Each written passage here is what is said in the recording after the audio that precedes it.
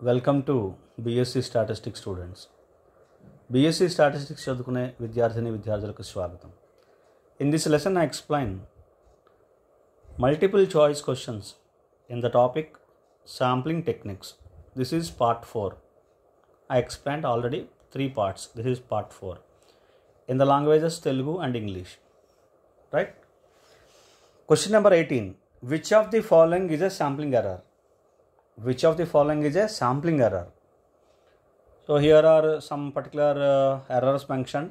Whether which is a sampling error, you have to find out. A. Defective sampling method. It is a sampling error. Substitution. It is also a sampling error. Faulty demarcation of sampling unit. It is also a sampling error. Error due to the sampling. All of the above. Therefore, A, B, C, all of the above is the answer. All mentioned in A, B and C are sampling errors. Therefore, answer is D. Now in Telugu. Which of the following is a sampling error? కింద ఇచ్చిన వాటిలో ఏది sampling error, ఇది మనం చెప్పాలి. A. Defective sampling method, sampling ఎర్రరే.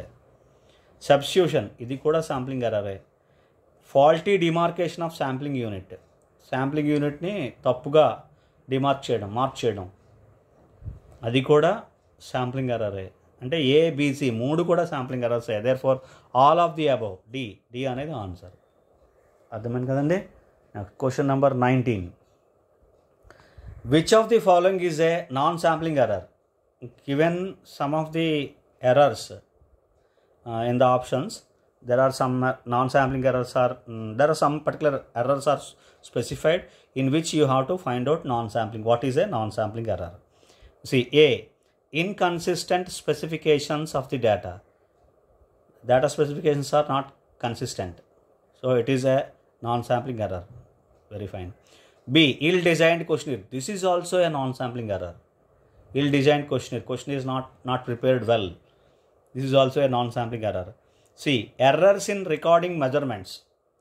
In recording measurements, if you any kind of error creeps, then it also comes under non-sampling error. Therefore, all 3 A, B, C are non-sampling errors. D. All of the above. Therefore, the answer is D.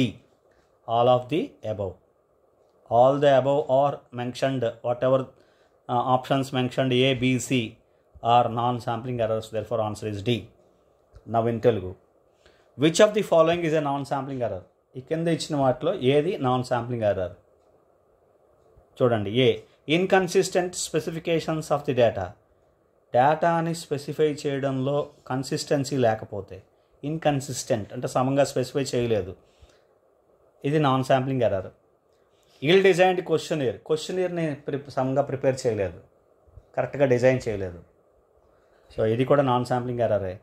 C. Errors in recording మెజర్మెంట్స్ని record చేయడంలో errors వచ్చాయి, అవి కూడా non-sampling error. So A, B, C 3 కూడా. D answer all of the above. Therefore all of the above అనేది correct answer. 3 కూడా ఏ, B, C కూడా non-sampling, 3 non-sampling errorsే. కాబట్టి answer D, all of the above. Question number 20. Which of the following is not a non-sampling error? Here are some particular non-sampling errors have been specified, and which is not a non-sampling error. You have to identify which is not a non-sampling error, right? You see, A. Ill-designed questionnaire, non-sampling error. Inconsistent specifications of the data, non-sampling error. Substitution, no, it is a sampling error. Therefore, it is not a non-sampling error. The answer is C. Errors in scrutiny and editing of the data. So, this is also a non-sampling error. Therefore, answer is C. Substitution, it is a sampling error. Therefore, it is not a non-sampling error. The answer is C. Now in Telugu. Which of the following is not a non-sampling error? కింద ఇచ్చిన వాటిలో ఒకటి non-sampling error కాదు. కింద ఇచ్చిన వాటిలో 4 options ఇచ్చారు, 4 ఏదో ఒకటి non-sampling error కాదు, మిగతావన్నీ non-sampling errors. చూడండి. ఏ. ఇల్ డిజైన్డ్ క్వశ్చనీర్ని సమంగా డిజైన్ చేయలేదు, అంటే non-sampling error. Inconsistent specifications of the data, specifications కన్సిస్టెంట్గా లేవు, కరెక్ట్గా లేవు, ఇది కూడా non-sampling error. సబ్స్టిట్యూషన్ మాత్రం ఇది శాంప్లింగ్ ఎర్రర్. కాబట్టి ఇది ఆన్సర్. చూద్దాం డి కూడా చూడండి. Errors in scrutiny and editing of the data. Scrutiny చేయడం, డేటాని ఎడిటింగ్ చేసినప్పుడు వచ్చే ఎర్రర్స్ అవన్నీ కూడా నాన్ శాంప్లింగ్ ఎర్రర్సే. ఇది కూడా నాన్ శాంప్లింగ్ ఎర్రరే. కాబట్టి నాన్ శాంప్లింగ్ ఎర్రర్ కానిది అంటే శాంప్లింగ్ ఎర్రర్. సబ్స్టిట్యూషన్ ఇదొకటే శాంప్లింగ్ ఎర్రర్. కాబట్టి non sampling error, not a non sampling error. Answer is C, substitution. Okay, ఒక యూనిట్ బదులు ఇంకో యూనిట్ తీసుకోవడం అనమాట, సబ్స్టిట్యూట్ చేయడం. రైట్. నా question number 21. Sampling errors present in options. A census only, B sample survey only, C both A and B, D A only. A means census only. Right. Sampling errors present, already I explained clearly. Sampling errors only occurs in sample survey. So therefore answer is B. See, not A, not D. But of course not C. The answer is B. Sample survey only. Okay. So the answer is B. Now in Telugu. Sampling errors present in. Sampling errors ఎందులో ఉంటాయి? Sampling errors ఎందులో ఉంటాయి? A. Census only. B. Sample survey only. C. Both A and B. D only. A. Census only అంటే సెన్సస్లో మాత్రమే ఉంటాయి. Census అంటే తెలుసు కదా, complete enumeration of the population. Census అంటే మొత్తం డేటాని అందరూ ఇండివిజువల్ దగ్గర నుంచి లేదా మొత్తం పాపులేషన్ యూనిట్స్ దగ్గర నుంచి కలెక్ట్ చేయడం డేటాని. అది సెన్సస్ అంటే. కంప్లీట్ ఎన్యూమరేషన్ అంటాం ఇంగ్లీష్లో. మొత్తం పాపులేషన్ యూనిట్స్ నుంచి డేటా కలెక్ట్ చేయడం, అది సెన్సస్. మనకు సెన్సస్ చేస్తుంటాం కదా ఎవ్రీ 10 yearsకి. ఆల్మోస్ట్ చాలా కంట్రీస్ చేస్తాయి. మన దేశంలో ప్రతి 10 సంవత్సరాలకు ఒకసారి సెన్సస్ కలెక్ట్ చేస్తాం. అంటే ప్రతి ఇండివిజువల్ దగ్గరికి వెళ్ళి, ప్రతి ఫ్యామిలీ దగ్గరికి వెళ్ళి ఇన్ఫర్మేషన్ కలెక్ట్ చేస్తారు. బి. శాంపిల్ సర్వే అంటే మీకు తెలుసు కదా, ఒక part of population sample consider చేసి సర్వే చేస్తే అది శాంపిల్ సర్వేలో మాత్రమే ఉంటాయి, సెన్సస్లో మాత్రమే ఉంటాయి. Both A and B. A only అంటే సెన్సస్ ఓన్లీ. నేను ఆల్రెడీ చెప్పాను శాంప్లింగ్ ఎర్రర్స్ ఎందులో ఉంటాయి, శాంపిల్ సర్వేలో మాత్రమే ఉంటాయి. కాబట్టి answer B. Right. Next question number 22. Non sampling errors present in census only, sample survey only, both A and B, neither A nor B.